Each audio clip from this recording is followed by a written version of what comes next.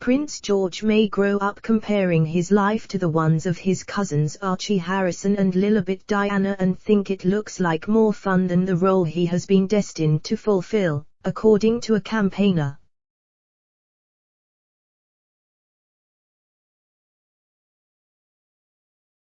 Republican Graham Smith has outlined one of the possible consequences Meghan Markle and Prince Harry's exit as senior royals will have on the future of the royal family.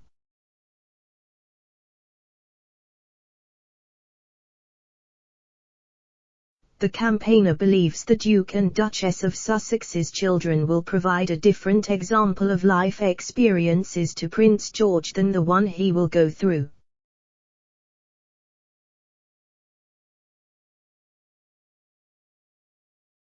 The CEO of Republic, which campaigns for the election of Britain's head of state, told Express.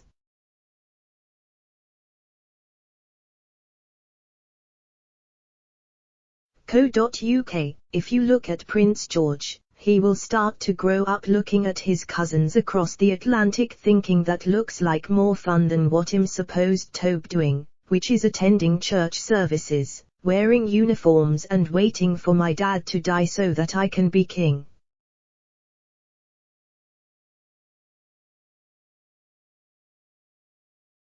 Meghan and Harry, Mr. Smith believes, also have more grip than the firm on the themes that interest and resonate with the younger generations.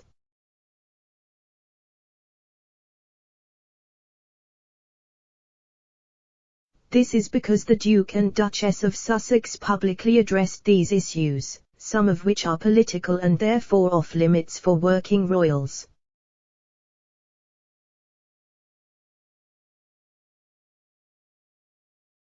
He said, "The zeitgeist at the moment is all about Black Lives Matter, Me Too, mental health, and Harry and Meghan reflect quite a bit of that in some ways."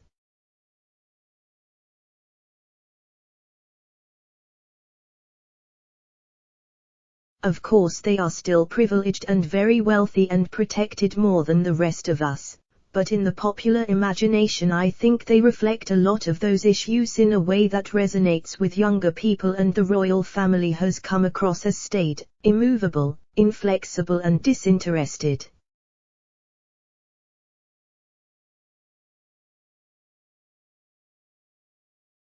When asked whether Kate and Prince William's work and campaigns on mental health could help the royal family become more relatable to younger generations, Mr. Smith replied, "To some people I think, but I think Meghan and Harry are very different to William and Kate.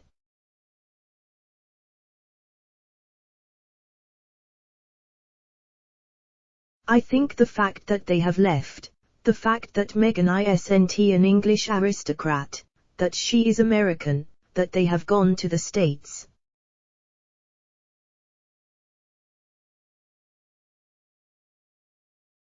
Creates a different image. It's all very well William getting involved in these issues, but I don't think it's going to make a whole world of difference.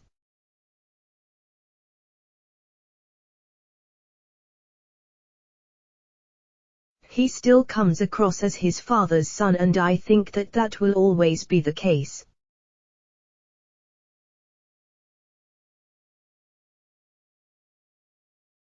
Mr. Smith also claimed Her Majesty is the last true believer in the monarchy. He said, "The Queen in a way is the last true believer and the rest of them are sort of playing around, sort of trying to ape what she did, and I don't think that's going to work."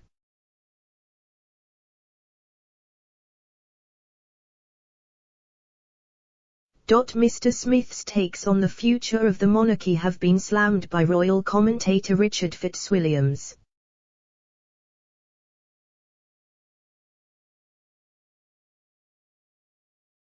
Speaking about Prince George's possibility of growing envious of the life his cousins may lead in the US, Mr. Fitzwilliams told Express.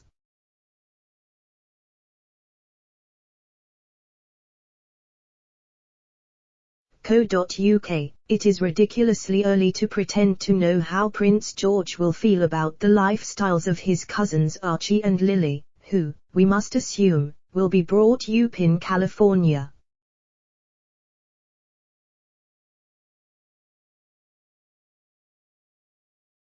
A sense of duty and commitment to service is indeed required of a future king, and George has the Queen and George VI, his great-great-grandfather, who was renowned as a symbol of national unity during the war, as remarkable and universally admired examples to follow.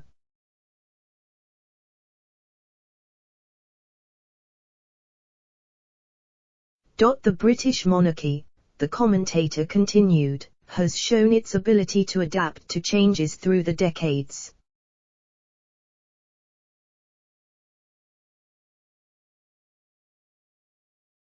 He said, the monarchy has shown a remarkable capacity to reinvent itself and adapt to changing times.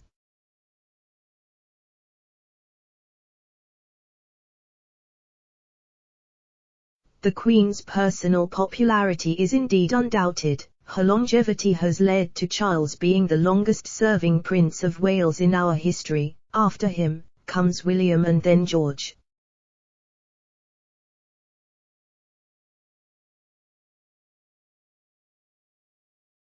It is farcical to anticipate the future in this way, and it is worth remembering that the monarchy has lasted over 1,000 years with the interregnum of the Civil War, and polls show it is still extremely popular.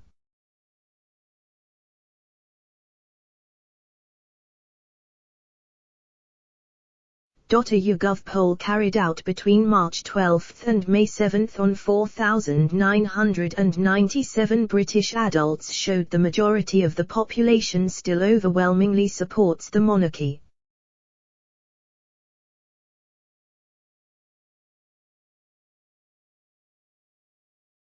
Asked, do you think Britain should continue to have a monarchy in the future, or should it be replaced with an elected head of state? 61% of Britons across age groups responded in favor of the monarchy, 24% said to want an elected head of state, and 15% said they didn't know.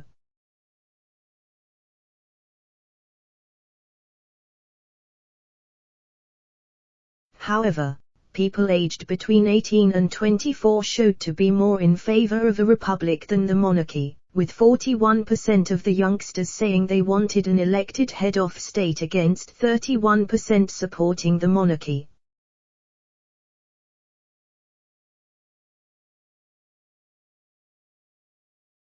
The support for republicanism in this age group appears to have grown over the past 2 years, as a similar YouGov poll carried out between October and November 2019 on 4,870 UK adults showed.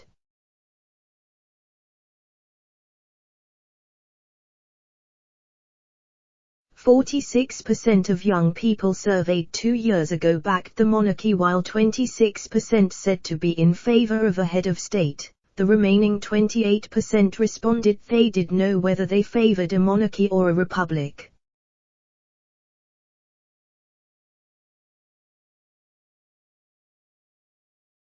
Older age groups remain firmly in support of the crown, in particular people aged 50 and older.